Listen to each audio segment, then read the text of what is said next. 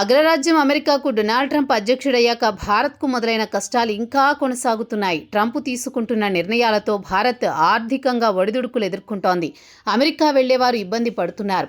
ప్రతీకార సుంకాలు భారత వ్యాపార ఎగుమతులను దెబ్బతీస్తున్నాయి. ఇప్పటికే అనేక కారణాలతో దిగుమతులపై 25% నుంచి 50% వరకు సుంకాలు అమలవుతున్నాయి. తాజాగా రష్యా ఉక్రెయిన్ యుద్ధాన్ని సాకుగా చూపి ట్రంప్ చట్ట సవరణ తీసుకురాబోతున్నారు. రష్యా నుండి ముడి చమురు కొనుగోలు చేసే దేశాలపై విధించాలనుకున్న సుంకాల గరిష్ట పరిమితిని 500% నుంచి 100%కి తగ్గించారు. ఈ బిల్లు రష్యా నాయకులు, ఆర్థిక సంస్థలు, ఇంధన సంబంధిత ప్రాజెక్టులను నేరుగా లక్ష్యంగా చేసుకుంటుంది.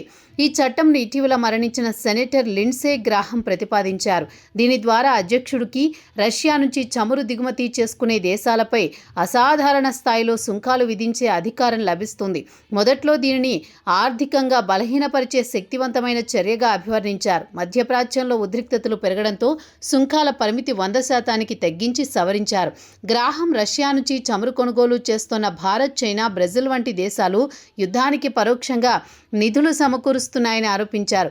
ఈ బిల్లు అమల్లోకి వస్తే ఆ దేశాలు రష్యా ఇంధనం కొనకుండా అడ్డుకుంటుందని ఆయన అభిప్రాయపడ్డారు. సవరించిన రూపంలో నిబంధనలు మిత్ర రాజ్యాలకు అనుకూలంగా ఉన్నాయి. లక్ష్యంగా మారే దేశాల్లో China, Bharat, Slovakia, Hungary, Azerbaijan ఉన్నాయి.